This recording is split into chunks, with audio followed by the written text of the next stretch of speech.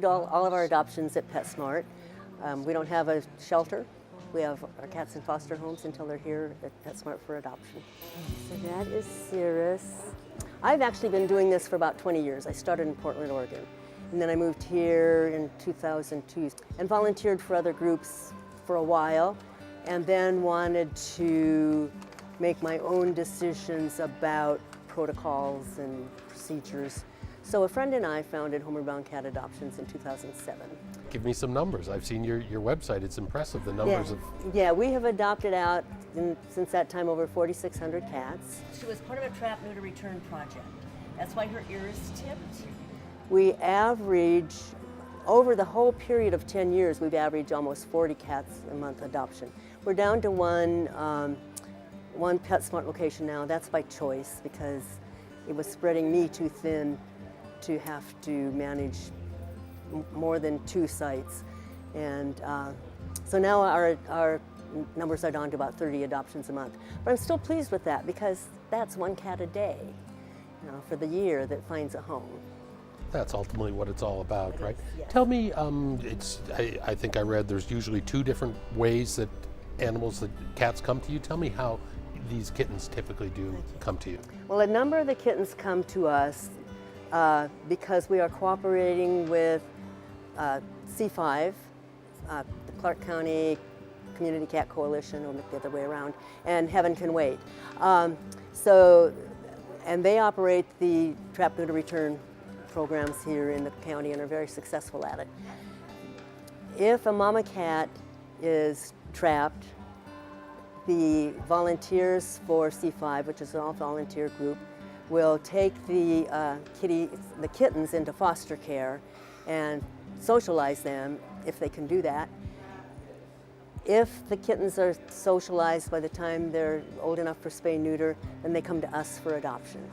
Rescuing a cat or kitten from the street is just the first step in rescuing that animal. The next step and final step has to be finding that pet a forever home. And so that was the role that we wanted to play.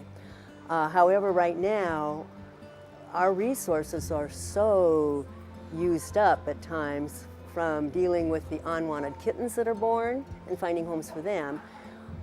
We don't have enough resources left to take in all the adult cats that are needing to be rehomed for some reason. And there are so many ways that cats find themselves homeless or about to be homeless. People have changes in their lives, financial situations, there's a death in the family, an elderly person becomes incapable of caring for their pet, and those are the people that we would really like to help, and the cats that we would really like to help. But it's very, very rewarding for us to do the kitten thing too.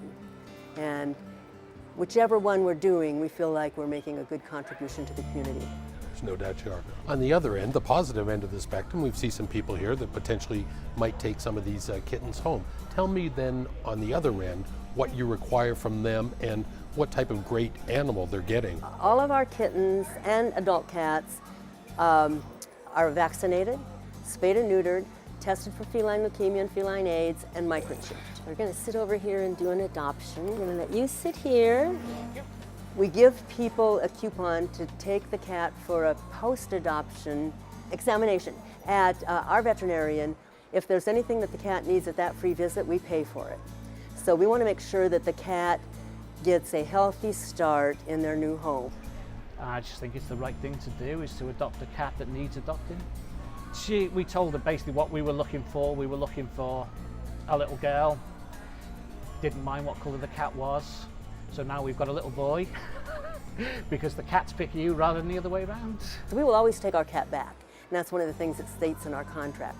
But in my opinion, if they adopt a cat from us that's sick and needs veterinary care, they can return the cat to us if they want. But my preference is to pay for the treatment that that cat needs, that wasn't their fault. It just happened as part of the process that the stressful process that these kittens and cats go through. This is very stressful for them.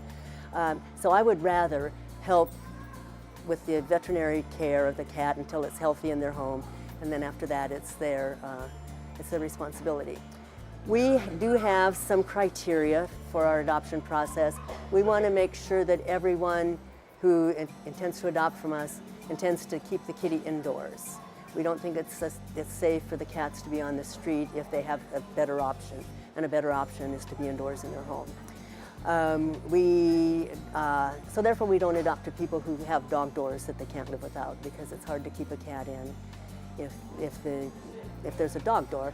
And some of these cats have been on the street. We don't want them back on the street. We are very anti-declawing. We think it's an inhumane practice for a number of reasons. And so if they want a declawed cat, we have declawed cats available, and we'll help them find a declawed pet. We have a few other things too. We don't adopt kittens that are less than 6 months old to families that have children less than 6 years old. And that's for the safety of the kitten as well as the safety of the child. Some people, of course, maybe not everyone can take home a cat or something else. I know fostering volunteers or cash. I'm sure Homeward Bound, you're a 501c3. You're always looking for any of those types of situations? Absolutely. We're always looking for foster homes. We're always looking for volunteers that want to volunteer for an extended period of time, because there is some training and learning involved. We get a lot of students that want to volunteer for short periods of time, and we appreciate that. But some of our volunteers, I have the best volunteers. They've been with me for years. They're reliable. They come every time. They organize replacements for themselves when they can't be here. But we can always use more volunteers like that want to really get involved. Cash helps. I've got a huge veterinary bill that we're working on, and our vet is so gracious about letting us carry a balance. Not all vets will do that.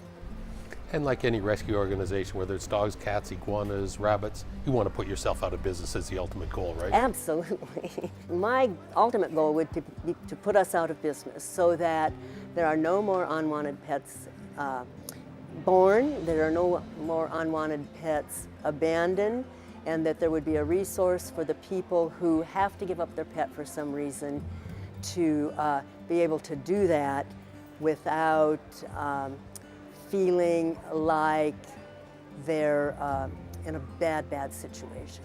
So yeah, I would love it. I'd love to retire.